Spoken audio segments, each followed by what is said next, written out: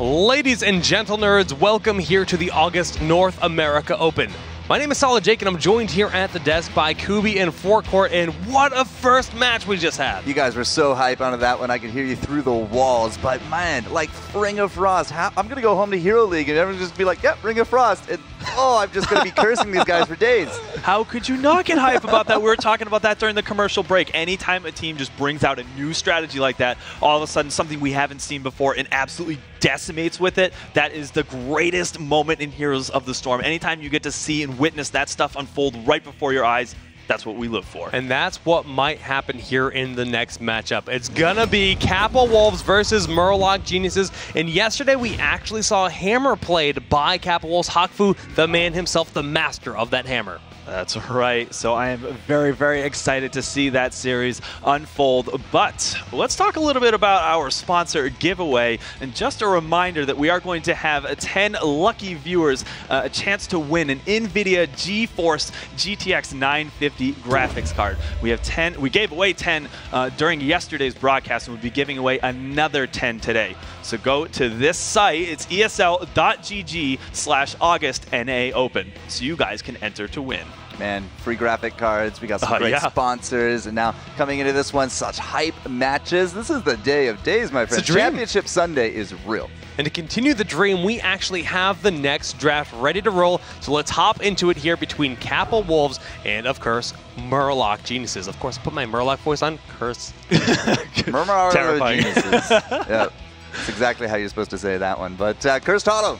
Kubi, as we come back into this one, Kappa Wolves and Murloc Geniuses. Now, Murlocs did actually have a run in the winner's bracket before coming down here into lower, but Kappa Wolves not quite so lucky. They did actually drop 0-2, and then they fought for their life once. They gotta really be ready here to fight for it again. Yes, you mentioned Cursed Hollow is the battleground. We're taking out Kael'thas and Zeratul, and if they were watching that last game, they can understand the strength that Zeratul has had in these games all throughout the tournament this weekend. Such a powerful hero. The saves we saw in that last game, I mean, Void Prison is so volatile. You can set up for those Ring of Frost combos like we saw, but at the same time, the Maw defense in the top lane during that game, saving the whole team. They all got up at the skin of their teeth. You can't have a stronger power like that for defense or offense. Well, speaking of defense or offense, Zagara is going to be coming into this one. Might not be that Void Prison, but the Maw is another one of those great zoning utilities. And Zagara has been amongst the first sequence picks now, I think, for all 4 games this morning. Yeah, you're definitely right there. I mean, she's really showing how valuable vision, damage, and control can be, and she has all 3. Murloc Geniuses starting their draft off with Nazeebo has been picking up quite a bit more momentum in this patch. Let's actually take a little bit of a closer look at this hero. We don't get enough of a chance to talk about him with the Spider Cluster build that has been moving forward quite a bit, and the Gidbin talent getting a little bit of an increased Ravenous Spirit, seeing more play, seems to be the heroic of choice. Even when in the face of so many stuns, the team still seem to make it work. And, you know, the Plague of Toads, the clutch plays with the Zombie Wall. He's such a versatile hero, and it's a treat to see him back in the meta. We've seen Ravenous, we've seen Gargantuan. Now at level 13 as well, the Thing of the Deep. Basically the thing he's holding right there as it comes to do it. And just range. This guy is now pumping out such insane ranges on all those abilities, especially the Ravenous. Level 20, we've even seen an Annihilating Spirit come into that. Even more range on top of that. He's been playing super safe, but he's also been a huge factor in a lot of these matches. All troll players on WoW just got upset with you for calling them the Thing of the Deep, Chester. I'm quite okay with that. All right, fair enough. All right, well, there is the Johanna pickup here for Kappa Wolves. They've got one more hero to select here before the second ban phase. Uther? It could be. Uther's been very highly prioritized, but you know what? Jaina. They want to get more of those range assassins locked in, going for Jaina. Are they going to take a note out of Complexity's book? This is a Maw into a Ring of Frost I hope setup. so. I really do. Yeah, I meta just changes like that. One game, one series. We've seen it in the past. We have. Yeah, predictions, maybe. We'll have to see. The Ring of Frost. I don't even know what to expect anymore out of these players and the picks for their heroics. It is changing right beneath our eyes. What is going to be the follow-up as we move into these next set of bans? All right, so Murloc Geniuses, it's their turn to ban. There's no support here for Kappa Wolves. Could be, likely not that Uther ban, but it could also be a Malfurion, could be a Rhaegar. But they're going to take away a little bit of the push potential of the Sylvanas Zagara combo. Yeah, this is something that's relatively popular. You put Zagara maybe in the bottom or top lane, you put Sylvanas in the opposite. You split up those two big pushers, and you deny that. If they don't have that option, then you don't have to worry so much about your structures being pressured so heavily. All right, Nazeebo is, well, not Nazeebo, Muradin is out. Nazeebo's looking good, but who will go with the Nazeebo here? Apparently Abathur. That is an interesting pick. Another hero that has been seeing a lot more popularity this weekend, and it's a large battleground. Again, it's Cursed Hollow, guys. So that means we're going to see a lot of mobility splitting between the top and the bottom lane, continuing to put that lane pressure on. And they're going to follow this pick up with an Uther. Yeah, so the Uther has kind of been the top support pick for a lot of these teams going in, which is why, as I said, like they could easily ban out the Malfurion to force a Rhaegar or vice versa because Murloc Geniuses had the picks this round. So Uther's not too much of a surprise. Ooh, Sergeant Hammer, yeah, there Kappa we go. Wolves. You know that's going to be Hocfoo. Kubi, is that your Hammer voice? Yeah. Well, ready to roll out. Let's go. there it is. Very close, yeah. All right, that is going to be Sergeant Hammer, my girl. Yes, always love to see this picked up. And you mentioned Hocfoo. Yeah, that will very likely be the specialist for the team that is going to be playing this. The Spider Mines, the Concussive Blast, just to safety. Everything is about that siege mode right now. We saw some changes down to a 2-second cooldown. That means you can go in and out of siege mode so much more often. Some buffs to the range, the trait. She does more damage at that maximum range. And also the Napalm Strike. Everything about this is about siege pressure and forcing mistakes out of your opponent. Yeah, we don't get to see Blunt Force Gun much there, Jake. Right, no, we don't. But you know what? I just want to say I was unlucky enough to hit Kappa Wolves on ladder quite a bit over the week, and they were running a lot of different styles of hammer. So I'm really excited to see how they approach this matchup. You can do a bit of a burst style where you get the cloak, the additional damage from that, or you can just go the more standard auto attack style hammer with the late game on the Nexus Frenzy. Okay, so the next thing that I have to ask from Murloc Geniuses, are they going to grab something that's a little bit more initiation heavy? Everything they have so far is low mobility, low CC. Yep, and Muradin's out, so they can't use that as a playmaker. Could be a melee assassin jump in, like the Illidan, like a Kerrigan. Well, okay, it's going to be the Illidan there. The Double Warriors, like, there's nobody really that fits with the Murloc Geniuses' MO. Like, they don't really play the Anubarak. Haven't really seen a lot of Tyrael this weekend either. But Illidan coming back into this one. This is the first time it's not a Glorong Illidan. Right, but level 20, once you have that Hive Mind with Abathur, Leoric, and Illidan in the front line, the damage output is going to be something fierce. You can see his kit. He's got the dive, the sweeping strike, and the evasion. He's all about mobility, and then he can get either Hunt or Metamorphosis, but generally we do see Metamorphosis as the heroic. A very reactionary pick from Murloc Geniuses. They see the hammer. They understand it's a threat. It got them this far. For Kappa Wolves, they need to make sure that they can respond to it, and I think Illidan would be a very interesting choice in that sense. Now, Illidan versus Hammer, as a little bit of a tidbit. You can use the Metamorphosis to get into the back. You could still also Hunter. Last time, Hocfoo was actually in the solo lane for a majority of the time doing split pushing. Hunt is a really great way to get in there, and Concussive Blast might not be enough to fend him off. All right, we'll find out. Kappa Wolves will be on the blue side with big impact on Jaina, a.k.a. Face. Going to be playing Rhaegar. Hocfoo on the hammer. It's going to be Michaeludall, his siege sister Zagara, and YELKAO rounding out the team as Johanna. And on the right side of the battleground, Murloc Geniuses also looking to get into that qualified spot for the Americas Championship. We're going to have madtimmy on Uther, CauthonLuck playing Nazeebo. Equinox will be taking up the reins for Illidan. Faye is going to be on the Abathur, and Fury rounding it out on Leoric. Remember, guys, this is for qualification at BlizzCon, excuse me, the regionals. Yep. If the team that wins here, the team that advances in this best of 3, continues their quest in the August NA Open and advances to regionals next month at Vegas. All right, taking a look at these level 1 talents, we're already starting to see that push style, the Locust upgrade at level 1, the 30% increase to health. So they're really trying to make sure they can establish that split push across those lanes. So keep an eye on that as the game progresses and how much effectiveness Abathur is really getting. Yeah, I like this call a lot, especially on the battleground this large. But Kubi, you're the hammer expert. Yeah. What talent is that? That is actually the increase to damage for the trait. I love it. Past, I think it's about 4.5, so 3/4 of the range we'll go with. Through that siege mode, we're looking at increased damage even more. It's basically you have to respond to this. Look at this, a couple seconds into the siege mode and that tower's already down to half, or a minute into the game. So much damage being dealt here. Roaches, Banelings, oh my, it feels like we're watching StarCraft 2 because the siege is here, and that top tower will go down just before the 1 minute and 30-second marker. Yes, and they're putting up something that is, you have to respond to this. The interesting thing, though, they have less bodies. They have Abathur. They're putting a lot of stock into Illidan with that Abathur half. They really, and you know, it's going to work out well for them once the tributes do start spawning, but right now, the soak is there. Kappa Wolves has the experience. They have the experience lead already with the structural damage they've dealt, and they're going to continue that the best they can with those 2 siege heroes. And you know what?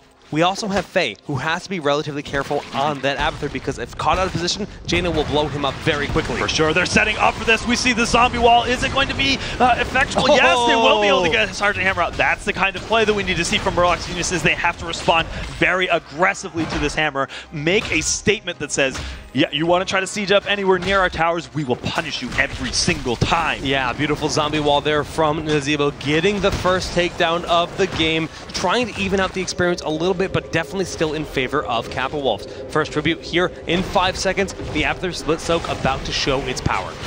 We do have that range increase for the auto attacks at level 4 for Sergeant Hammer. We just got a little bit of a glimpse of Illidan taking that mercenary camp, something that he is very good at. So there's something they have to respond to pressure-wise. It's going to be roaming down that mid lane, but the tribute, that's the first thing. And in Sergeant Hammer, we're going to talk about what her strengths are. It's zone control. Yeah, it is, but there's so much poke here, and during all this time, the Abathur hat was helping Illidan. Illidan picked up a bruiser camp very early in this game, and you can't forget Abathur's still soaking the bottom, so all the time they buy is very good, but enough time was bought from the Condemned. Rhaegar manages to pick up the first tribute, and Equinox is going to fall on Illidan. A little bit overextension, big impact, actually getting caught in that zombie wall, not going to get punished for it. The concussive blast was actually what knocked Leoric away from that Drain Hope. He was just within reach of being able to stop that tribute channel. Didn't get it, so we're going to see that map objective up 1-0 for Kappa Wolves. Yeah, but you know what? Murloc Geniuses, even though they lost the tribute, they have really caught up in experience. The damage is being dealt here from the bruisers that were picked up by Illidan, and Faye has soaked this bottom lane this entire time, incredibly even, going towards level 7. No surprise to see the Adrenal Overloads picked up. Oh no, is this a little bit too much damage? We need to see another Frostbolt. Is it available? So close, doesn't have what it takes to throw another ability over the wall, because everything was on cooldown, and Big Impact will take a fair amount of damage from the hat on that minion, and of course the towers that shot at her. You better believe that scares Faye though. She's going to be rethinking her positioning a little bit more. She understands that the rotations are there. Yes, the big emphasis is on Hocfoo to be sieging up in those lanes, but they will make the rotations and they will punish the Abathur play. All right, the second tribute about to spawn here. Like we said, it's currently 1-up in favor of the Kappa Wolves, but in position is the entire team. Illidan with the Abathur hat goes straight to Hocfoo. Rhaegar has the heals needed, and he will just be able to back away safely. But the channel, I think Uther is going to be able to get it. He's more than 3/4 of the way there. He doesn't get the auto attack in time, so they will be relinquishing this. That is a tribute up 1-1 apiece. And we have to talk about one of these talents here. We saw the mule falling in the corner of the screen. That is going to be Faye, using this to try to stop the structural damage. When you have these Siege Sisters, as Jester likes to call them, Hammer and Zagara put on so much pressure, they're going to need the additional sustain for their structures. Yeah, no cleanse picked up on either side. We do see that cooldown reduction for the Wave of Light, and another hero taken out. Jaina gets punished in this bottom lane. We also have Earth Shield picked up on Rhaegar, so no cleanses on either side. Yeah, Earth Shield is just a little bit of additional sustain. It's effectively shielding when you throw that lightning shield on the target. So it's going to be nice to just help deal with the Illidan as he dives in. Yeah, but I mean, it was interesting last time that we saw the Hammer played. There were a lot of really good cleanse plays. True. Regardless of not being able to pre-cleanse Hammer, she was still able to get out of a lot of sticky situations thanks to that cleanse. All right, well, the third tribute of the game, currently tied up 1-1, is spawning. Both teams incredibly close to level 9, and guess what? Murloc has taken the experience lead. That is the power of Abathur. Okay, we see Hocfoo looking to try to get into a position to set up. Does he have the thrusters off cooldown? No, he gets taken out once more. Clearly the target for Murloc Geniuses to take him out. Michaeludall is also going to get punished. The body blocks from Equinox. That's the power. When you have the Illidan with the hat, it's just too much damage output. The attack speed is so fierce. They're going to get 2 takedowns, and now they can grab this third tribute of the game, second tribute for Murloc Geniuses. Yeah, and it puts him so much further, so much closer to level 10. That means they're going to get those heroic talents, and they gives them a good push, and that's absolutely why we're seeing them start to take this boss. Yep, the Grave Golem being contested here very aggressively, but this could be a throw pit. The death timers are incredibly low right now. Hocfoo, Big Impact, and Michaeludall all will scout this out. The Roach is giving them the vision, but now we have the CauthonLuck on Nazeebo rotating down to provide additional support. A lot of damage being done by Blizzard, but will they contest this? They're afraid. Okay, we actually see the preemptive Entomb thrown up just to make sure that no one is able to get through that path to try to contest the Golem. So that will be setting up in the bottom lane, but Hocfoo is there to make the defense. Yeah, and level 10 is just desperately needed right now for Kappa Wolves. They're going to try to defend this the best they can, but Fury can get in a very aggressive posture if he so pleases. But remember, Entomb was used to guarantee their boss was safe, so they don't have that opportunity for another 25 seconds or so. Okay, the heroics that were picked up, we have the Metamorphosis, Divine Shield, Ultimate Evolution, and that paired up with Illidan, very, very scary. Just keep that in mind. Ravenous Spirit and the Entomb, of course, for the Orc. Akaface will be interrupted here by Equinox, and of course the Aether Hat could help out here. Yes, there it is. Akaface taking a ton of damage. Illidan diving forward, forcing out the Ancestral Heal. Condemn is there on point, but now YELKAO won't have that big heal available, and he's going to end up going down. Yes, with so many of the resources being spent early in that initiation, well done to Murloc's Geniuses. They take a very early takedown lead, 5-1 at this point. Oh, wow. Look at the votes here. Kappa Wolves, 81% to just the 19 of Murloc Geniuses. We just saw Rhaegar end up falling as well, but Faye's clone goes down. That's just a heroic spend. Yeah, and all of a sudden, Murloc's Geniuses takes a running start through this game, through the level 10 moments. They are about to pick up a curse. There's very little that Kappa Wolves can do to stop this with those heroes going down. All right, that's going to be a curse, and another boss is being worked on immediately by Murloc Geniuses, and they're going to start this right away. The response, a bruiser camp here for Kappa Wolves, but I don't know if that's going to be enough, Coops. So the big question is, with this battleground, with Hammer, is there enough time for Hammer to get set up? Is there too much mobility required out of Hammer?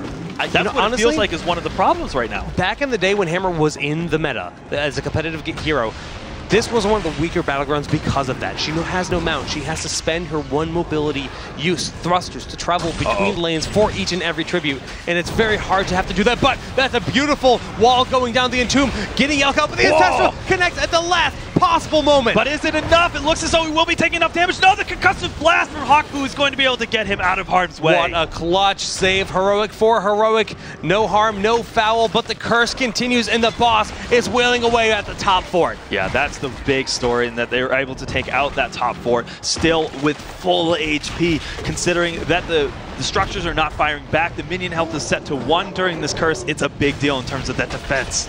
And yeah, it's still full health too. Like, they do have to respond to it, but they want to try to soak all 3 lanes. It looks like we do have a bit of a disconnect, so we might be actually going down here. And in this situation, okay, no, the reconnect is in fact there. So we're going to continue forward right now. 2-level lead for Murloc Geniuses. Okay, level 13 was picked up. We are going to see that 6th sense that the evasion is a little bit more survivability for Illidan. We see the Shrink Ray. That could be thrown onto a whole bunch of targets, whether it be Jaina, Johanna, they're just trying to punish the overextensions. A lot of ways you could take that. The Thing of the Deep picked up for Nazeebo once more, and we're still waiting on Lorix 13. Yeah, we'll find out very soon what he goes for with that, but level 13 pretty close here for Kappa Wolves, trying to get some more presence here on the battleground. Just grabbing the watchtower here in the top portion of the map. All 3 lanes are pushed in except for that middle one, just barely even right now. This has been a great response from Murloc Geniuses all the way back to the draft. Illidan has been working out flawlessly thus far. They needed something aggressive, something with the mobility. They have the backup with Uther, and when you consider the ultimate evolution that they can have 2 Illidans out at once, we're talking a great recipe to punish this type of stranglehold pressure that Hocfoo is looking to put on with Hammer. It's working out pretty well for them. I'm loving the Illidan pick, and they're continuing their pressure here down the middle lane. Look at Illidan's position. He's always flanking in the shadows. Right now, he's just below the team, always providing support. If he can find someone out of position, he will happily commit to that fight. A zombie wall over that wall for the keep, looking to try to punish those siege ups, because they know once he's over the wall there, he's got that range. It is difficult to move into this spot, and they're just trying to make any kind of pressure and try to punish that play.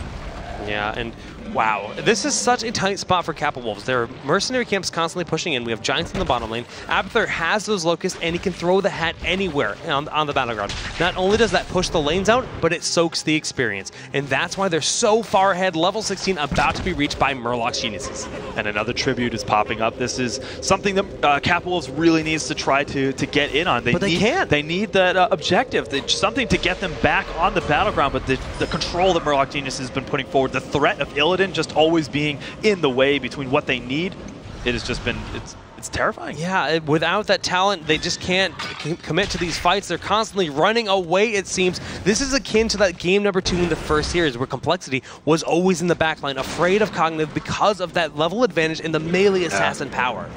It's very, very true. But something to keep in mind, at level 16, that's when we did see a big swing in yesterday's game for Kappa Wolf. That's where we saw the hover siege. And Hocfoo looked like a genius with his positioning on it. And is that going to be the swinging point for them so that they can start to put the pressure on and try to force mistakes out of Murloc's Geniuses? I hope so, but it's going to be tough with something like Thing of the Deep. Those zombie walls can come from so far away and lock you in place. We do have Murloc Geniuses once again working on an aggressive Grave Golem here. They want to steal that boss away. They want that potential for their own. And look at the positioning on that Entomb, locking Hocfoo completely away from the fight. Okay, he's able to get back in, and the boss only at about 25% damage. Have they overextended at this point? We see the Metamorphosis being thrown out. But the mod is not going to connect on Nazebo. The Ravenous is doing way too much damage. Ice Block at the last moment, not going to be enough to save Jaina. She goes down. Equinox is super low, but the self-sustain from his trait is keeping him alive. He won't end up falling here. AKA Face goes down. That's 4 heroes down. That's going to be a team wipe, and the boss will leash, but it doesn't matter. Yes, boss HP back up to full. They're even abandoning this idea. They said, we can get a keep off of this.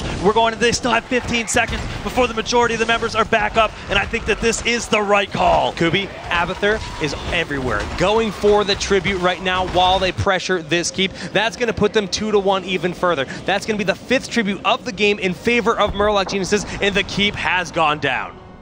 We actually see a little bit of a disconnect, so this might actually be a pause. Just keep that in mind as we move forward. Nope, he's reconnected once more. It's just toying with our emotions, Jake.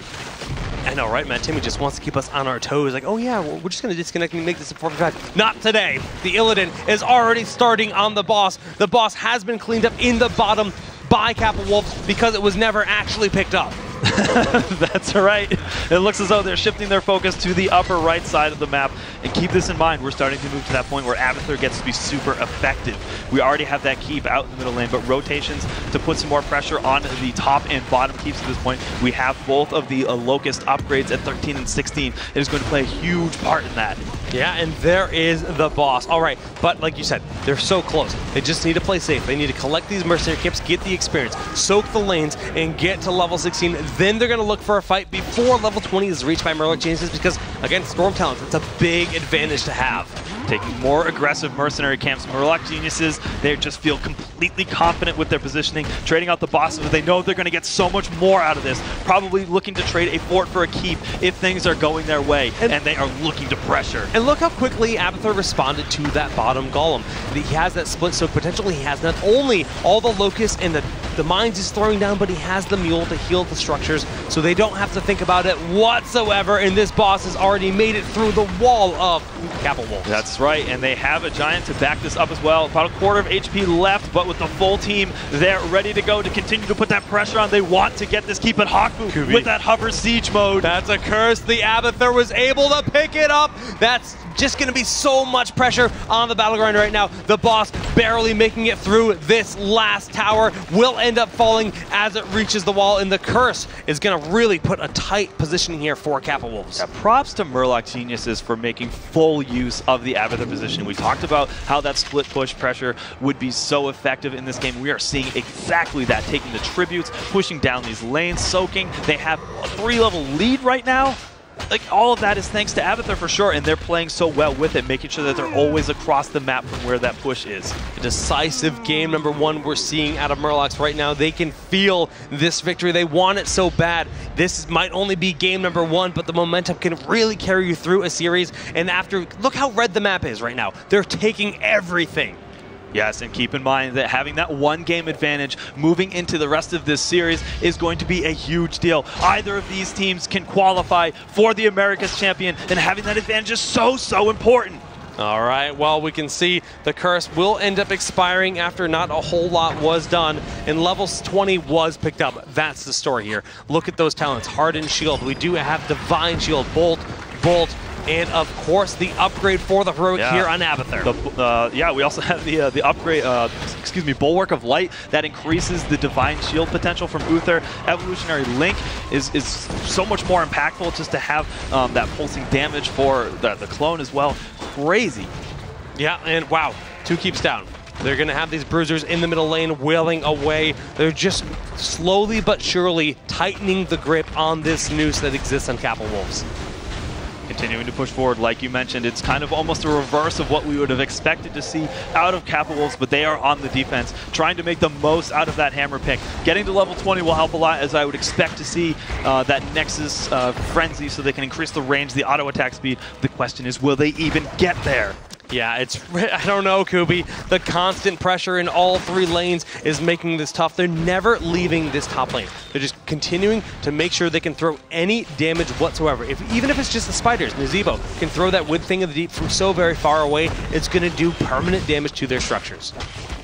That's right, continuing to take. It feels like every single time that this giant camp has even been available, Murloc Geniuses is rotating to the opposite side of the battleground to steal that away, continue to put that pressure on. They want to finish off this keep and put more catapults on the map. Hocfoo is getting a ton of damage done here as well. I mean, just that Sergeant Hammer with the increased mobility, he's doing a lot for the team, but does it matter at the end of the day? If they can't keep their structures alive, it's not going to work out for them. But we see the Entomb going down onto Michaeludall. A lot of damage being thrown out, and Central Heal used kind of preemptively in this scenario, and that's going to trigger Illidan to die for it with that Divine Shield. Michaeludall gets the last heal. Chain Heal, not going to be enough today. Going to end up falling. Equinox bolting away, vaulting over that with his abilities. He will end up escaping to safety. Was it an overextension? I don't think so at all. That bolt and then the hop over the keep was so well executed, clearly showing that Equinox is a master of this hero. Yes, and that's just going to be, you know what, a nice takedown. They didn't end up getting the keep, but it's time for the tributes to spawn once more. And they're going to say, you know what, we don't have to overcommit. This is how we lose the game. Let's just back on up, collect these tributes, and continue to just dominate the battleground. Just as you mentioned, they are going to grab those tributes. Fury looking is probably going to get this uncontested. What do you do? You can see the Kappa Wolves, they got to be so flustered at this point. Right. They're scattered across the map. They know they need to soak to get to that level 20, but it is the worst feeling when you know that the enemy team has such a stranglehold over your strategies. But I think the fact that they managed to keep that keep alive keeps them in this game. They have the potential to bring it back as long as they're not being pressured too hard, but this could be the moment they need. We see the boss has been started. They're rotating up the top lane, but Murloc Geniuses, they're aware this is the throw pit, and they're backing away from it. The battleground presence of mind is so good, and they're actually flipping this on its head.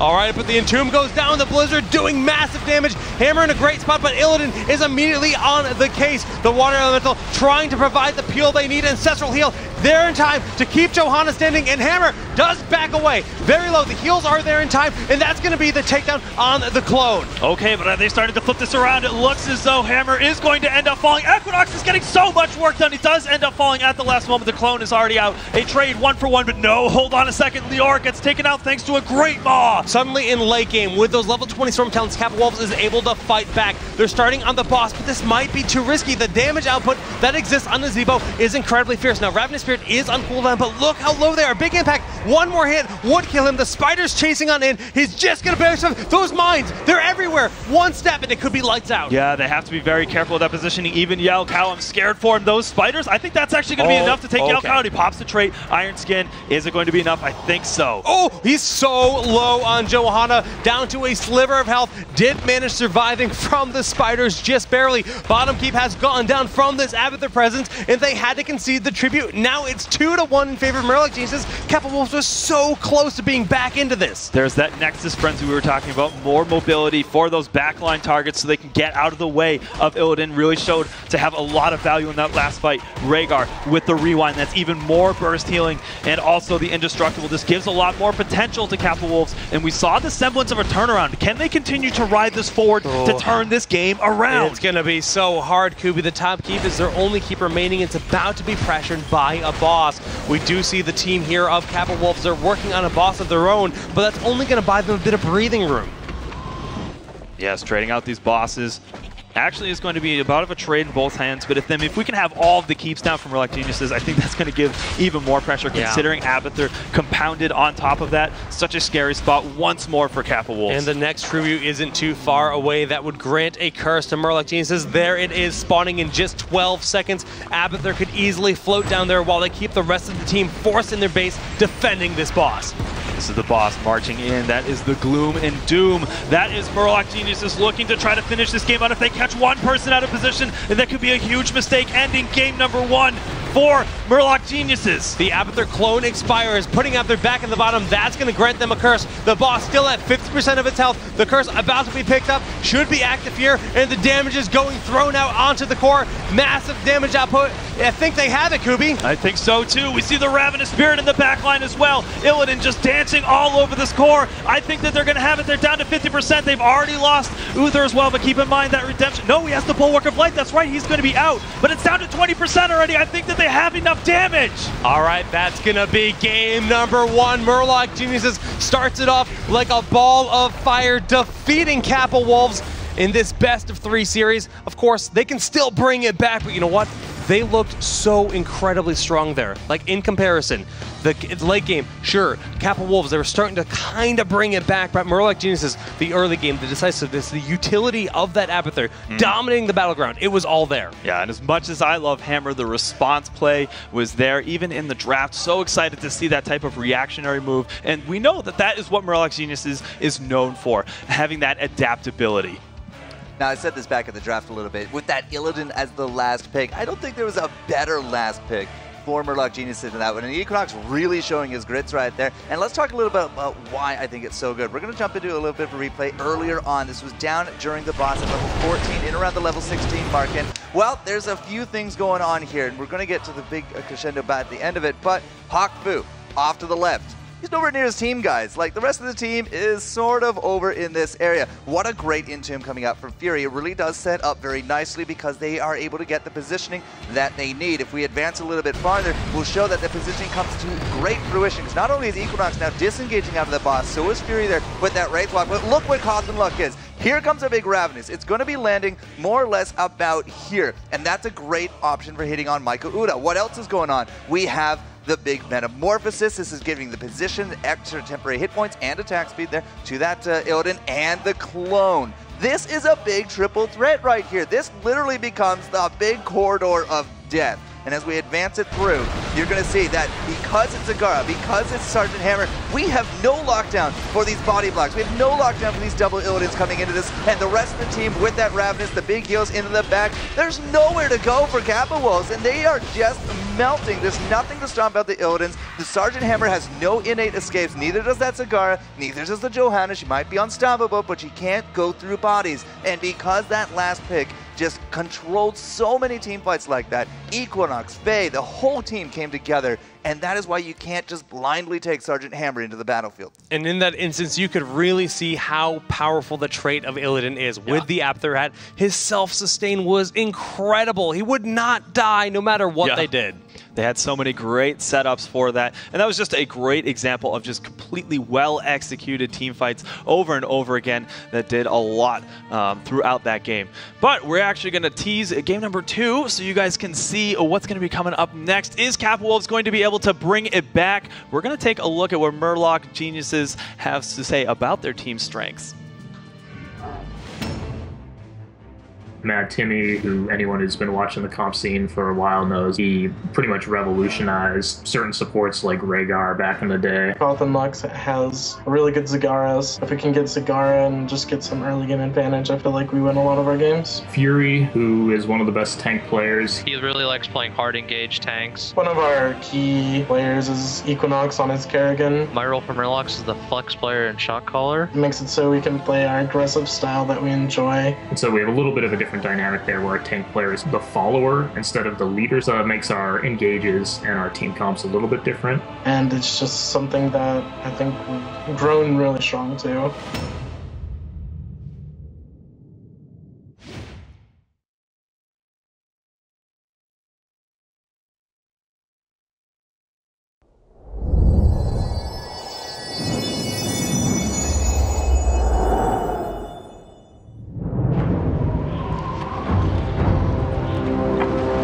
To be the first, Hellscream.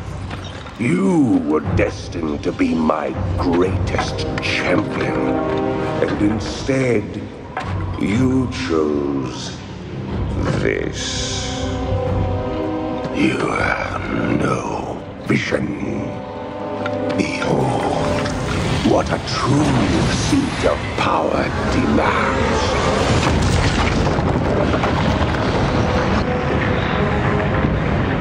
A citadel of hellish fire worthy of my masters. A monument to entomb the souls of all who would dare to defy us. They will defy you. I have seen their forces in battle. They are fearless. It does not matter what vile creatures you summon to the battle. They will persevere. Their resolve is unbreaking. They will come. They will fight. And they will wash their blades of your blood in victory.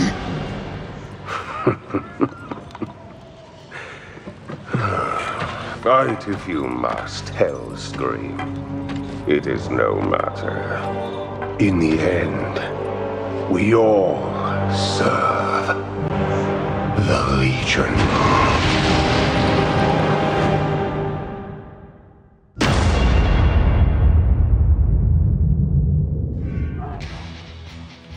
Ladies and gentlemen, welcome back here to the August North America Open. I'm Solid Jake, joined here by the Kubi and, of course, Forecourt, and we just saw game number 1 between Kappa Wolves and Murloc Geniuses. Yes, they find themselves up 1-0 in the series. Murloc Geniuses does, with commanding responses from the Illidan and great play paired up with the Abathur as well, the evolution, the clone. Everything about it was just so well executed. Thanks to Jester's good analysis with that replay. A great response. You're too kind, QB. But now I'm a little sad because I can't say that I've seen Sergeant Hammer in a tournament go 100%. That was a very big point right there. Hocfoo, I know you played your best man, but that Illidan had your numbers. So game number 3 coming into it. I'm very curious what else they have up their sleeves. Well, we can't forget about our sponsors. The Heroes of the Storm North America Road to BlizzCon is brought to you by our official hardware partners, Gigabyte and NVIDIA. Well, I don't see any need to delay any further. Murloc Geniuses, I'm sure, are raring to go because this is them deciding whether they can go to the Americas Championship. If they take this game, they're moving on. And Sky Temple it is going to be. And you know, we've seen this battleground quite a few times this weekend. It's a big favorite for a lot of these teams. Kappa Wolves getting first pick and first ban. Kel'Thas is going to be on the chop block. Murloc Geniuses either the Zeratul or the Leoric, and it will be the Zera. So Kappa have a big chance here with the first pick to kind of send a message. And you know, one thing that's pretty interesting here is both of our observers actually manage the team. So first of all, a shout out to Zoya and Miwa for their work here observing the event. But Miwa is Murloc Geniuses manager. And one thing he said last night is, we're afraid of Sergeant Hammer. That's what they were worried about. They just defeated it, so they have to be feeling so confident right now. Well, now there's nothing left to be afraid of. That's it. How could you not be feeling so confident after shutting down what seemed to be their trump card in yesterday's games? It seemed to work out very well in their series there, but it was shut down so cleanly. You know, Kappa Wolves is definitely going to be on the back foot. All right, so Kappa Wolves open up with a Zagara. Now, we talk a lot about the Illidan. We've seen a lot of melee picks now. Kappa Wolves, Michaeludall, he really shined yesterday with that Kerrigan. Are we going to get a chance for him to try to respond to the Murloc Geniuses Illidan with their own Kerrigan play this round? It's possible, but they're starting out their draft with Nazeebo. And Nazeebo's a great response for just kind of destroying the possible positioning for those Maws with a zombie wall. It's such a powerful talent to have to ruin that setup. All right, Leoric's going to be going there with it as well. Second picks have actually now really gone very much forward for some of those Power 5, Power 6 maybe now, as Nazeebo is becoming first pick material. But we're not seeing any supports from Murloc Geniuses, but we will see that Uther early on here for Kappa Wolves, and there's the Kerrigan I was looking for. Wow, very interesting. So a complete shift in their strategy, looking to get a little bit more aggressive, not trying to put that pressure on from a distance, but to dive right into the fight. And to do that, Kerrigan is going to make use of that Ravage ability. And with the combo that we're always talking about, it's that Primal Grasp, the pull into the Impaling Blades, provides so much control over those battles, a lot of stun time. Yeah, it's a face roll combo right there. You Ravage into Blades. And you just have a good time. Usually. Michaeludall really made it look good yesterday on Tomb of the Spider Queen. We'll have to see if he can do it here on Sky Temple. Yeah, especially with the Divine Shield. There's just so much safety. You just jump into the middle of the team and you say, everyone get in here. As you pull them all into a big pile and you ruin their day. Huh? Yeah, a little bit. All right, well, the first ban is going to end up being Sylvanas, and they respond with a ban on Rhaegar, who has the other big burst. Yep. The Ancestral Healing. Now, Charisma not an option here. There's going to be no Divine Palm. Divine Shield already stolen here by Kappa Wolves. That's going to put them with Malfurion, pretty much guaranteed. Yeah, very likely to be that Malfurion. And since they're already starting to point towards that aggressive play, I think it's a good choice.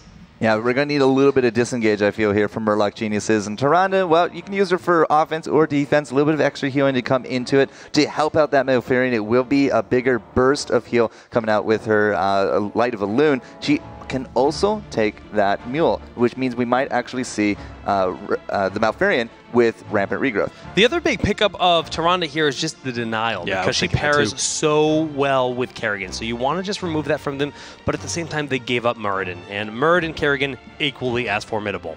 And we see the Jaina grabbed as well to follow that up. So far, nothing big to combo that with. Maybe the Entomb. It could be a good argument for a Ring of Frost play. But, Water Elemental is still a very, very strong ability. And I think it could see another showing here. Yep, there's the Mirrodin you're looking for, Jake, on Kappa Wolves, which means we need a last pick here from them. We do got Zagara already. Kerrigan's in the front there with the Mirrodin. Uther is going to be the stalwart Guardian. And it looks like it's going to be a Vala by the end of it. So it will be double ranged and then that melee front here for Kappa Wolves. And, Murloc, they got, the 2.5. They got 3 ranged characters with a little bit of a support. You're looking for the Malfurion by the end of it as well. But in terms of everything else, Kappa Wolves seem to have the better initiation in my eyes. Oh, their early game is ferocious. There's no doubt about that.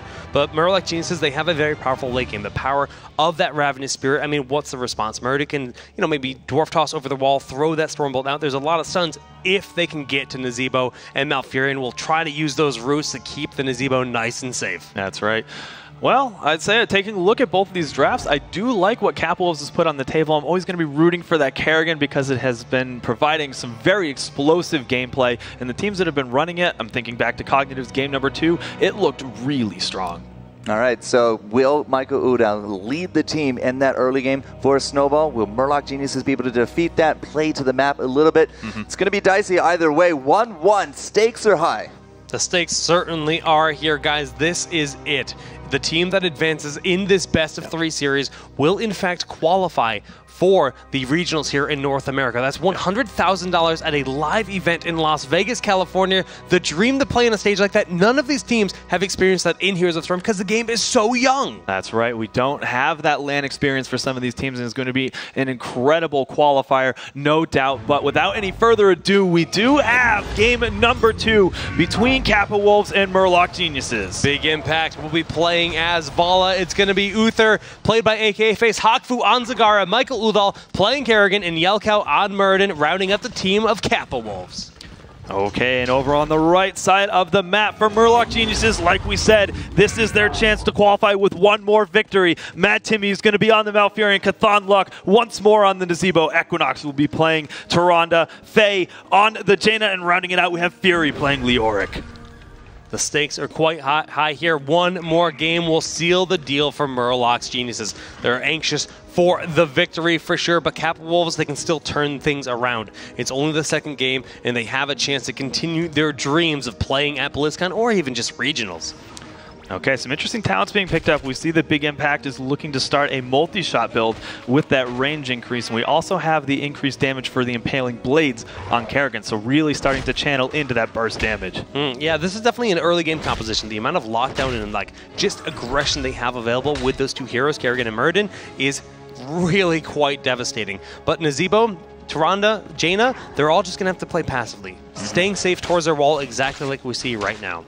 Yes, because they're already starting to rotate around, occupy some of these bushes that they can hide in. They're out of vision from CauthonLuck, and you can see he's making sure to stay within stepping distance of that gate. Yeah, and we do see actually the Sentinel connecting on Michaeludall. So that's the power of Tyrande, even in a different lane, able to throw the owl down there, finding where the enemy team might be hiding, and saying, you know what, they're there, so we can be a little bit more aggressive on this part of the battleground. Rotations aside for now, the battleground calls for the objective to be responded to. We have the temple spawning in the first phase, but never mind that. Equinox, is he going to be able to respond back in? We do have the single stun onto Tyrande. Has madtimmy overextended as well. We see additional attacks going out. He will be able to get back behind that gate. Just barely, but the one takedown this early was already devastating. It's right as the temples are spawning, so this is immediately giving some control over the middle temple to Kappa Wolves. They're really going to force them off this point, and they're controlling top and middle for a brief period of time. Waiting for that Tyrande to get back into the fray. That's when we see Fury pull the trigger to move in. Has YELKAO overextend a little bit? No, it doesn't look like that. They're just going to give up the momentary control of this temple. Specialist v Specialist in the bottom, both temples being contested by the other 8 members in this game. Vala has successfully controlled the top, but Fury on this point taking a lot of damage. He's really returning the damage the best he can to Michaeludall, but the heals of Uther are prevailing thus far. Yeah, having their healer nearby is making a big difference. Equinox on the Tyrande, not too shabby on the heals, but not quite what we see out of Uther in terms of that burst. And actually, Vala concedes the last shots here in the top temple. There's still a fair amount of ammunition left. He's just afraid of the Malfurion. So they're going to end up losing out here potentially because they're giving an opportunity for Murloc to rotate up and really contest them at that temple. Yep, their focus is for sure on that mid-temple for now. We see the remaining shots being thrown out there. And yeah, that top temple still up for grabs. So the middle temple was a pretty even trade at the end of the day. Bottom lane looks like Zagara is winning out versus Nziva, but we do have the level 4 talents. We can look quickly. It's actually going to be Pierce here on Tyrande. Elune's Grace. We do have the Hardened Bones, I believe that is. The additional spiders. Nothing too out of the ordinary right now, but a lot of damage going off on Faye. Getting very low, backing up YELKAO, continuing that aggression, and a lot of damage thrown on and Michaeludall as well. Backing up the Sentinel, nearly getting the takedown. Not going to succeed today, but Jaina does go tumbling over the wall. Yeah, we saw just as we left there, YELKAO was giving that good chase to Jaina in the upper lane. Didn't look like she would have any chance to escape that. Does that mean that Kappa Wolves is going to have control of this top temple? Oh, the Wraith Walk just barely getting that Leoric out of their Primal Grasp combo, connecting there on Equinox, diving forward with the Ravage. The Envenom goes off, but no, the damage out there, the self-heal just barely able to keep himself alive. Not quite in time, but still relinquishes control of this temple. We will see the final shots going the way of Kappa Wolves. They will net themselves a few more towers.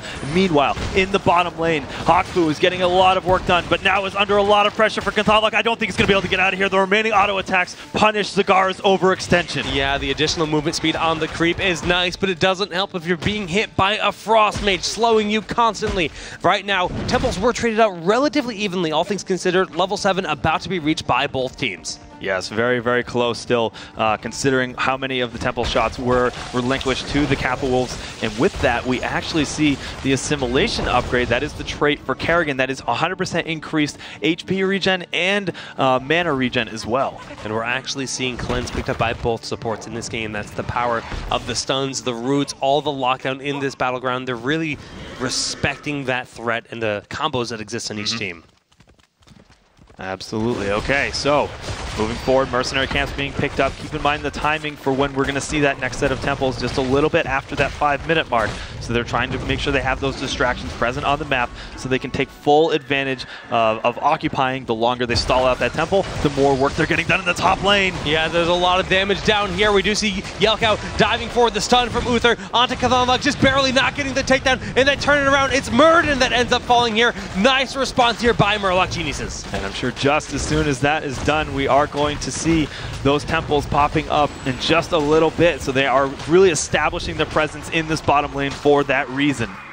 Zebo is back in action, making his way back into the battle here. Experience still rather even, just a slight lead for Murloc-Geniuses at this point in time, but as this minion wave does get blown up, it's just going to completely even things out. Still continuing to hold. They just want to make sure they can back Hocfoo up, and it's all about having that established control over the bottom lane. But take a look at the experience, starting to run away just slightly from Murloc-Geniuses, and having that lead, especially since we have such a delayed temple in the bottom side of the map. We know that this one is going to spawn on the bottom, and if you can get to that level 10, even just 20 seconds earlier, you're going to have full control of that temple. Look how late Murloc-Geniuses is getting to their Bruiser camp. Kappa Wolves already just picked up theirs. Perfect timing for the bottom temple to spawn. So they have this presence here in the top lane, and they're going to have the entire team, all 5 members, versus just the 2 here. Leoric backing away. He's going to escape with his life, but they're conceding their point here on the temple, going towards level 10. Yeah, I think they're just starting to prioritize the soak a little bit more. I can be a little bit critical of the timing in which they're going to take that Bruiser camp. If they want to take it, they know the timing for when the temple is going to pop up. Why not grab it a bit earlier so you can have the distraction? It just seems that we're going to give up that temple and we're going to try to trade out elsewhere. Yeah, and while look at this, the damage being dealt here, we have Vala and Zagara damaging this bottom fort. It's going to be the first fort that goes down this game, but the response here in the top lane is with the Gargantuan immediately being summoned at level 10 with this Bruiser Camp. It's going to be 1 fort for 1 fort. Yeah, a lot of summons being picked up for Murloc Geniuses with the Water Elemental and the Gargantuan, March of the Black King, Tranquility, and Starfall. And on the opposing side, it's going to be Strafe, Maw, Divine Shield, Maelstrom, and Avatar. So much power picked up on both teams, but really at the end of the day, it's a pretty even trade. Although this wall did fall in the middle lane, they now have to respond to the Bruiser Camp that's going to pressure their top wall, protecting that top keep. Yeah, backing it up. So very, very close game thus far. We have Jaina defending the middle lane, so 2 forts still stand on either side. Levels very, very close. This is such a tense game. Again, I gotta remind you guys, either of these teams will qualify if they advance through this series for the Americas Championship. That is the next stepping stone on the way to the World Championship for BlizzCon. So much rides on this series. Your dreams actually ride on this because I guarantee you, both of these teams have been working so hard for the last 6+ months at making their way towards this road to BlizzCon. It's the dream, it's the money, it's the pride, everything is on the line here, and right now it's in the hands of Murloc Geniuses to just end one more game. Yeah. And Kappa Wolves as well, this is their first chance at this. This is the first open that they have qualified for. First time they're seeing the stage, playing at this level. I think they're doing a great job thus far, but Murloc Geniuses is already starting to put that big roadblock up with this 1-0 advantage. And you know, we haven't referenced this at all today. Murloc Geniuses was used to be called Zeveron. Their sponsor actually went under. So their sponsor, they didn't lose it. Their sponsor no longer exists. So they have additional things to prove. We are worth sponsoring. We do want to have a team representing us, and we're going to prove that right now today. But they have to make it through Kappa Wolves first, who are currently pressuring this middle lane, taking down the wall. The gates are open once again, and this middle well is going to end up falling. So some passive play from either side. Haven't seen too much of an engagement. A really good zombie wall, and that's going to force the Dwarf Toss to get to safety. And we have the next set of temple spawning all the way on the either end of the battleground. And this is a situation where we do see teams trying to prioritize the bottom temple, because if you're really sneaky, you can sometimes grab a boss. That's why we see everyone making their way down here. Top temple completely ignored in this scenario. They want to keep eyes on check for the Kappa Wolves.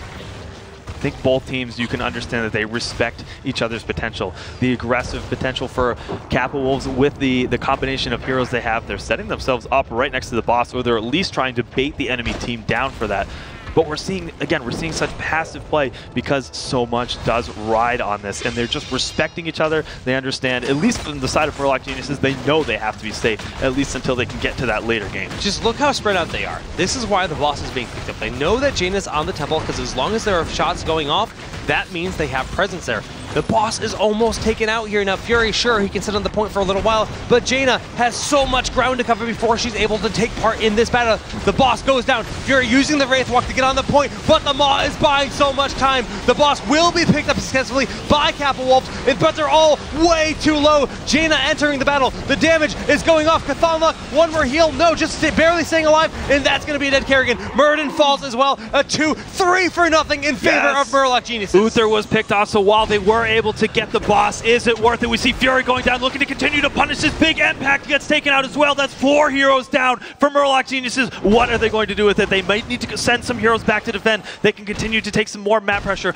continue that experience lead that they've just picked up by continuing to soak around the map. Now, as much as that might seem like a massive victory for Murloc Geniuses, the boss was successfully picked up by Kappa Wolves, and the bottom temple was controlled entirely. So, as a result, they're actually in a great spot. Bottom wall completely exposed. Structurally, they have the lead. All 3 forts are down at this point in time, and Zagara has actually managed to control the top temple for a short while. Yeah, surprisingly, considering how poorly that fight went for them, they still have the opportunity to get up to this top temple, and it's really the big story right now because it's starting to wail away at the keeps, and we don't have any mules on the side of Murloc Geniuses. This is permanent damage to those structures. That's true, but they will get the final shots here, which will weaken the bottom fortifications, and they do have a full level advantage. So all things considered, the game is quite even right now. Both teams backing off for the time being, taking those mercenary camps, just want to continue to vie for that battleground presence.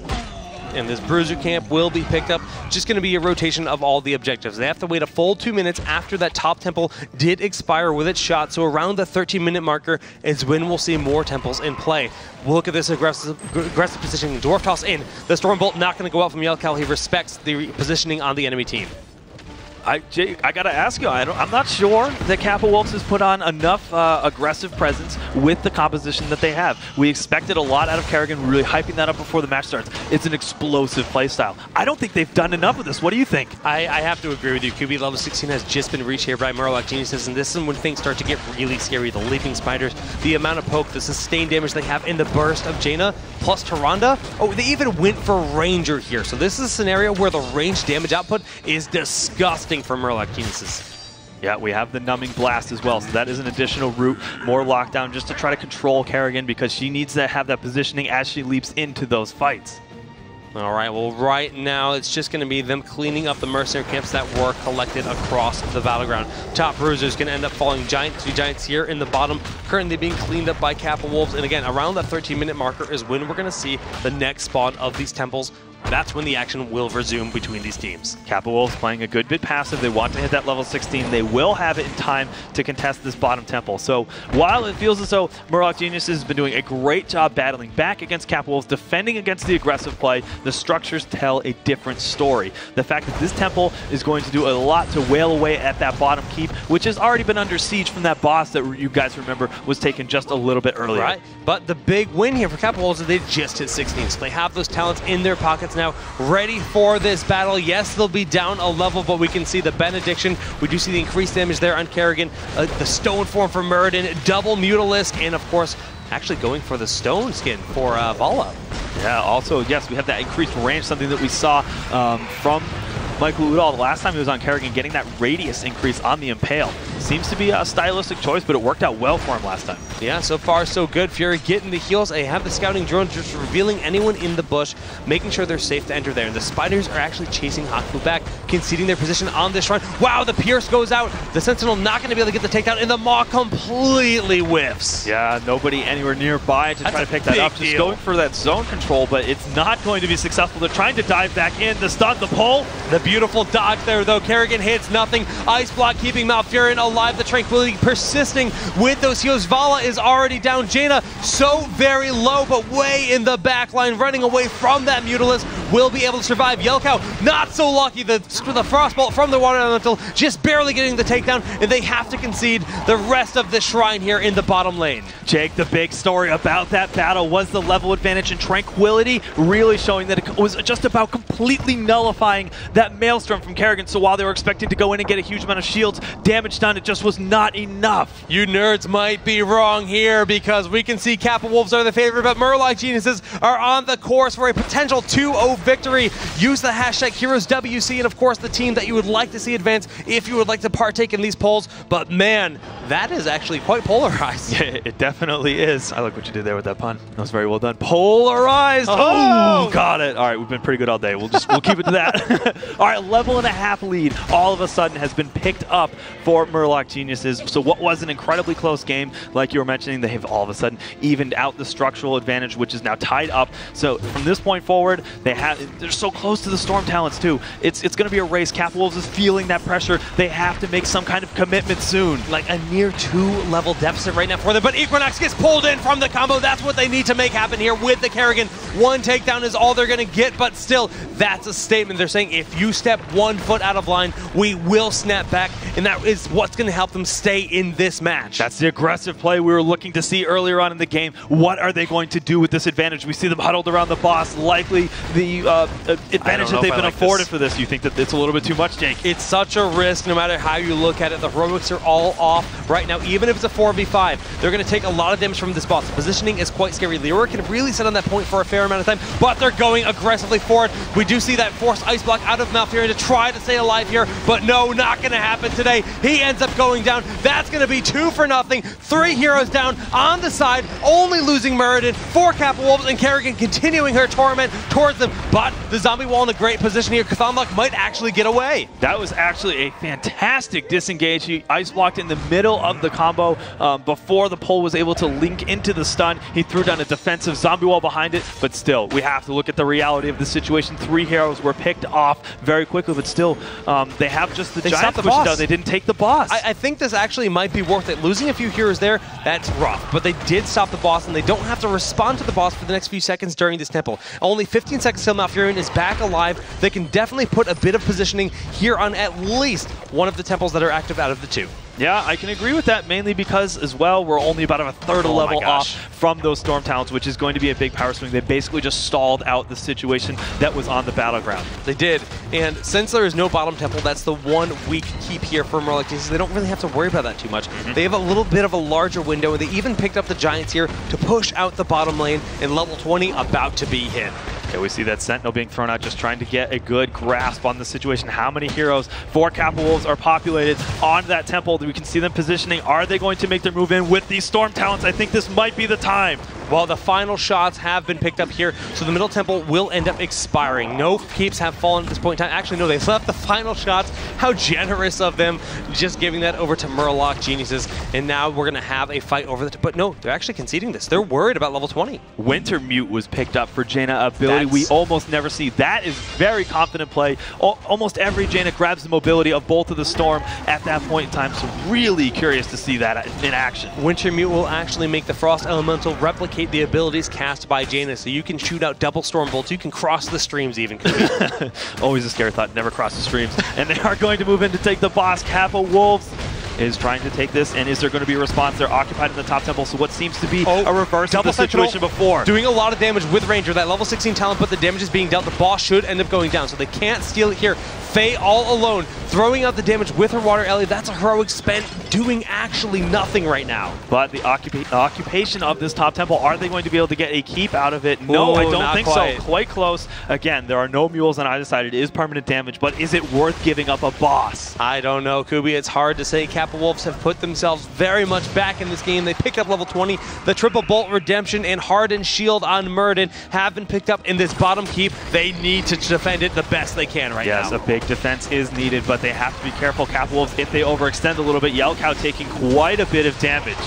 Yeah, and he's just going to use all of his abilities to stay alive the best he can. Kerrigan going in with the combo, not going to really get anything big, but the keep ends up going down. Fury falling on Leoric. That's a hero down for quite a while. Strafe has been used. The damage output, not what they need. Boss should expire. I don't think the game will end here. No, especially with the Humongoid coming out. They're looking to try to provide even more of a defense. The double Sentinel being thrown out, saying, get out of my house. We're still in this. We're looking to defend and take this series 2-0. Am I watching Harry Potter, Kubi? There are owls everywhere in this game. And right now, we do see the rotating back towards the middle lane. Leoric up in just 10 seconds. His death timers are so very low because of his trait. And the top lane, we already saw how low that keep is. If they leave it alone for too long, with that single bruiser that exists, it will take critical damage. This is true. This is true. We saw that Murloc Geniuses looking to try to contest this giant camp. They knew this was the very likely location the Kappa Wolves would be occupying, and now rotating up to take care of this bruiser camp.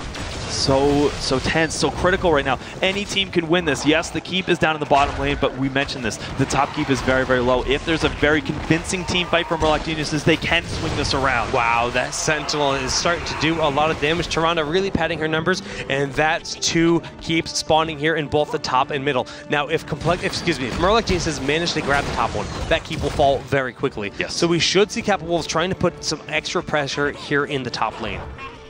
Okay, occupation of this vision area so they can make sure they can see the rotations is going to be very valuable for occupying that top temple. Like you said, it's much more valuable for Murloc Geniuses. And that's why they're actually going to end up conceding that positioning. They're controlling it. Kappa Wolves is there, well in position. So you know what? They say, yeah, let's just take the middle lane. It's fine for us right now. We don't need to get that keep. It doesn't change the game too much. But no, as soon as I say that, they're opting to rotate up. I'd argue differently, mainly because if they're trading out any structures right now on temples, it's going to be a huge advantage for Kappa Wolves. They will be able to get additional keeps at this point. I think there is a lot of pressure on Murloc Geniuses to move into this point. We see Fury is leading the charge, but he has been punished for overextensions before. Will this be different this time? They're constantly throwing those Sentinels at Michaeludall. They want eyes on Kerrigan. Spiders are chasing him right now. That's the key pin to their entire composition. And look at the damage output from Vala, taking so much damage from Jaina right there. Has to back away. Okay, they continue to occupy that. Now the keeps have been evened up.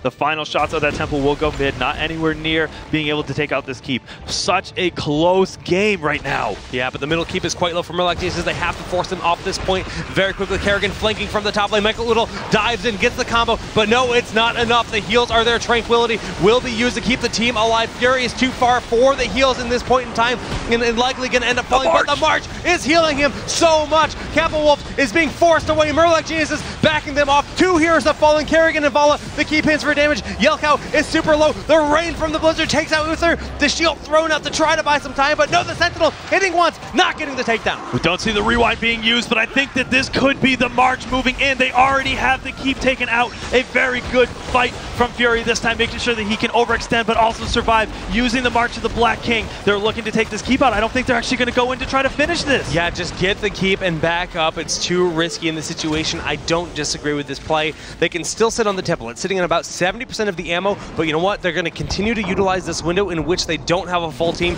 to do as much structural damage as they can and then apply some permanent damage to the core. Yeah, I like this play. It forces so many more positions, an aggressive stance from Kappa Wolves. Yes, they do have the potential to dive in, but Kerrigan's out for a while. She does not have the cooldown on that Maelstrom, so it's much, much riskier. They know they can sit back on this temple. If they end up taking this full temple, they will be able to take out the bottom keep. The next set of temples that spawn, if there's multiple ones, we're 23 minutes into the game, I'm pretty sure that's triple temples it's going to spawn.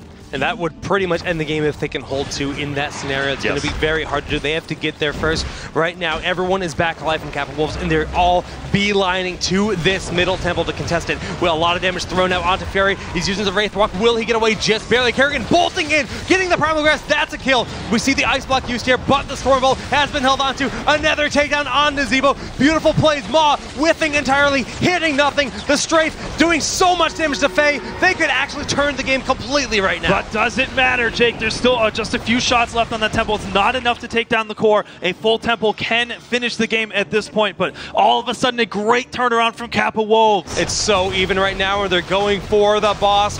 This could be the nail in the coffin if they succeed in picking it up, and I think they will. Nazeebo down for another 35 seconds. Fury trying to pressure the Michaeludall, taking a lot of damage. The Stormbolt appeal is there. Does still have his March of the Black King. Just keep it in mind for that sustain. And they're still poking away at this boss. We have every single member of Murloc Geniuses back up. No, excuse me, Nazeebo's still there. This is going to be a risky fight. Beautiful play by Michaeludall, getting 3 targets with the Primal Grass, popping the Maelstrom, doing devastating damage. That's going to be the boss picked up, but the Blizzard is crashing in there. The March going in as well. So much damage. Hocfoo gets the heals from the Ghost of Uther. I'm not sure if that's enough. They turn it around, Kubi, and they stole the boss. Yes, they stole the boss. On top of that, still a few shots left on that temple. They're trying to give chase to Hocfoo, and it looks as though the Blizzard will be enough. The stasis keeps Faye alive. At this point, we see a 3-hero advantage so far. They have the boss. I think they are going to march forward and take a 2-0 victory over Kappa Wolves. There's no way that they can defend this. The boss will destroy the keep, and a single temple is waiting there for Nazeebo. He can just sit on the point, sip his tea, and win this game. This should be Murloc Geniuses advancing 2-0 over Kappa Wolves. They have qualified for Las Vegas, and they will be the 5th and final team representing North America. Such a well-played series. A huge congratulations due to Murloc Geniuses at this point in time. A very, very good defense from Kappa Wolves, but not enough in that 2-0 victory. Man, cannot state enough how well Murloc Geniuses is playing. I can't believe the turnaround. After we saw Michaeludall on Kerrigan dive over the wall with Ravage and set up the combo on 3 targets, I thought for sure this game was there. But the response with the March of the Black King, the Blizzard raining down, the massive damage that they put onto the enemy team, turned it around, stole the boss, and ultimately won them the game. For sure. Jester, please, what do you got to say about that? What a game of highs and lows as you go back into a back and forth, ebbing and flowing. Who knew actually what it was going to come down to? But you know, there were some really good defining points for both teams. We're going to go back a little bit to an earlier one because every single big moment in this match happened in and around this boss area. You saw the comment at the end, the throw pit is real, and we saw steals, we saw takedowns, we saw big team fights all come to fruition here into these games. So what are we going to see? Well, you can see Hocfoo right there, YELKAO, and of course Michaeludall. These are going to be the big guys that you can be looking for because they're doing that boss. Now you can see madtimmy and crew off to the side, but this is going to be a jump in. This is going to be Michaeludall coming in, and then from there, a jump in, and now all of a sudden, because we've clustered up so very heavily in and around this death area, it's going to just be absolutely massive amounts of damage for the Kerrigan, for that Mirrodin coming in, the strafe from Big Impact. So if we advance going forward, you're going to see not only is it going to be a Maw, and wow, I totally didn't actually call that one right. Do apologize. But either way, it's going to be this time instead, it's going to be Fury. Look at Fury on that point. You can't get him off of that point as they go back and forth into this. And because of that, you saw at the very end, they were able to take down the boss. So it's a big team fight. This was earlier on, and now you see Fury again chasing him down.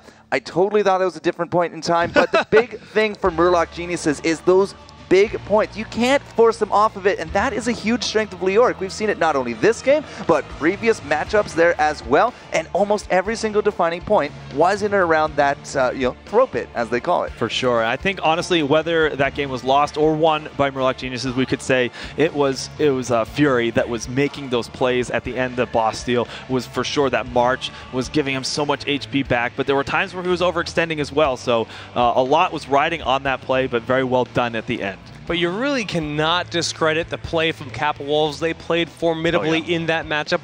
Michaeludall, his Kerrigan is really something to be marveled. Everyone should be watching that hero, specifically played by him, because the number of setups, the number of times he completely almost won the game was insane. We saw him yesterday on Kerrigan. We saw him today, and seriously, props to you, Michaeludall. Well played.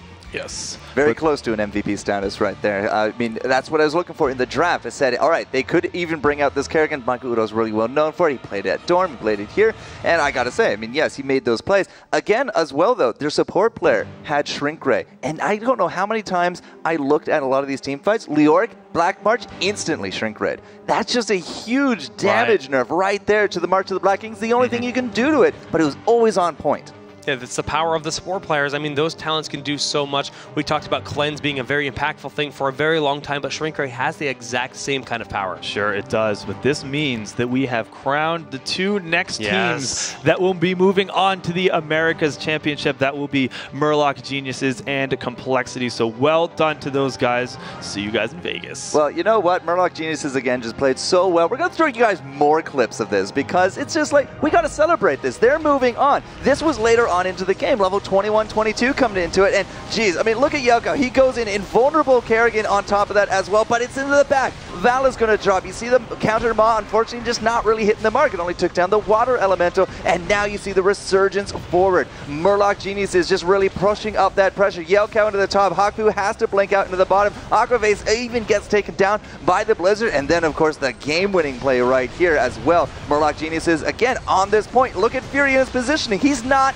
leaving that point. There's no way you're going to get him off it. Nobody even came to contest him. They all saw that they had to get away from the Kerrigan, and the Kerrigan players and team just kind of tunnel vision looking for those kills, but they couldn't get them. Fury's on that point. Leoric is on that point. Repeated themes throughout a lot of these matches. You know, one of the things that I'm actually most excited about in these matches that we just had happen is we're starting to see more and more diversity in the game. We saw Wintermute picked up. Yes, we did. did. And that is a talent that we almost never see. Janus almost always go for both. They want the safety. They're afraid of the enemy team. And Wintermute just yells confidence in every way.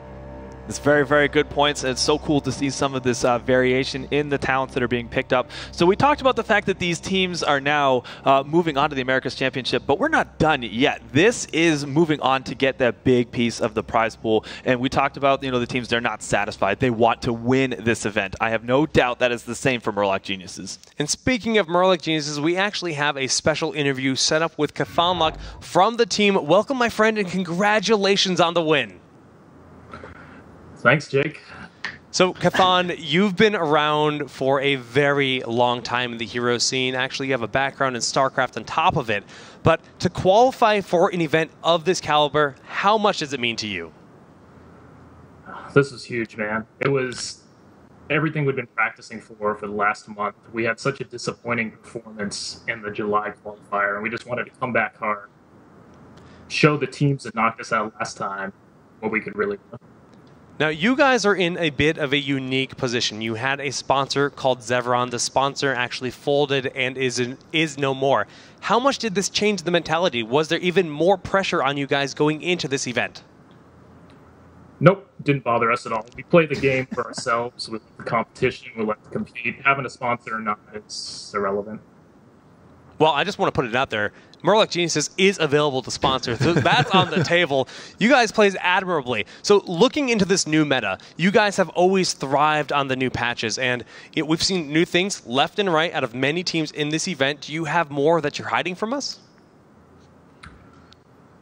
No, not a lot. Okay. I know everybody has that, we got that reputation as the first team to abuse promote. But, it's one way to put it. There's not always something that imbalanced in a patch, and with this patch, everybody knows what it is. KTs. I don't think we're going to be rewriting them anytime soon, but we've got a few things that people may not expect from us. We're not well known for some of the heroes we've used in this tournament, so I think we've already got some teams off guard. Awesome, man. Well, once again, congratulations on not only your victory in advancing in this tournament, but qualifying for the North America Regionals. I'll let you get back to the team. Good luck in the rest of the event. See you then, Jake. Good guy, Jake, right there. I'm just going to put it out there. Murloc Geniuses are available to sponsor. What a great guy you are. Is a very, very good point. Moving on from that, we have our next set of tournament matches that are going to be coming up. We have, of course, the upper bracket final that is going to be between Tempo Storm and Cloud9. Following that, we will have the lower bracket semifinals between the two teams that just advanced. That will be Murloc Geniuses and Complexity. I couldn't ask for more, Kubi. The matches today have been excellent. And what we have lined up here, you can't beat it. Back-to-back champions, Cloud9 versus, well, the Kings, Tempo Storm, in every regard duking it out in this event. Yep, so Cloud9 Tempo Storm, it's the old familiar run and drum of it all. But, this is a big opportunity for Cloud9 to kind of make their statement. They've already shown that they can take games off Tempo Storm, but they've never done it here in any of these qualifiers. Well, on that note, guys, we're going to get ready for the next match. But first, let's take a look at the Tempo Storm team profile. Winning the June Open guarantees us regionals, which is one step closer to guaranteeing us a trip to BlizzCon to compete at the World Championship. Now that we've moved into the gaming house and that we all live here and we do this professionally, it's such a big part of our lives that, we're always talking about the game. We're always doing something involving the game. We always knew that we wanted a house, so it was just something we really wanted to plan for and be in one day. We met each other once at BlizzCon, and so I kind of knew who they were, but it was really easy transition to just move into this house and get along with everybody. I think the biggest strength of having a gaming house is that you're all together all the time. More than that, I think you gain an overall synergy and a bond that you would never have without it. Professional gaming is my dream, always has been. All the other options have been to be involved in esports, but I always question whether or not I could actually be a player. Yeah, you got Dreadnought, who comes from a sports background. He was actually competing at a high level in high school baseball, which is completely different from, the generic, gamer background. Then you have KO, who was a major in piano performance arts, which is just actually a complete 180 from where Dreadnought comes from. Then you have Arthlon and Zuna. They both come from a really intense competitive gaming background. And then you have Soldier, who is what you would expect. He's very shy, he's very quiet, he keeps to himself. There's so much diversity involved. It just leads to really interesting situations. Your workplace basically is also where you have fun, so it can intertwine sometimes and be kind of a struggle, but you find the right balance eventually. It is a lot of work. Some of them can be a little bit of divas at times, but they've earned it. They are the top of the NA scene right now, probably top of the world, or they might be the actual best team right now. It's been a long road to get here, and when we actually took that championship, we just were super proud of all the hard work that we put in. It really paid off. We're still the top team. We can beat anyone. We still play our game. This game is all about working as a team, and we have the most experience on how to work with a team and what to do as a team. We usually do about 6 to 7 hours of scrims a day, do an hour of replay where we're just going over making sure we're refining our minor mistakes, getting everything nailed down. And then after that, you're free to do what you want, so it's everyone goes with each other and you celebrate wins together. Just go out and do things as friends rather than as the hardcore competitive teammates that we are when we're actually practicing. It's awesome, just being a part of a team where everyone gets along. We like to watch foreign teams play, like down on the TV now. I think that's going to be a really common thing. That's going to be a lot of fun. We all have our quirks and our things we like to do that are, weird or whatever, and I think we've all gotten used to it by now. But overall, I don't think there's like too many things outside of gaming. It's pretty much gaming 24/7 here at the house. I want to be the best, so winning is everything. When we show up and we play well and we execute what we've worked on and we come through and win, that's the best feeling. By going to these tournaments and proving that we are still the #1 team in North America, that's all these guys strive for.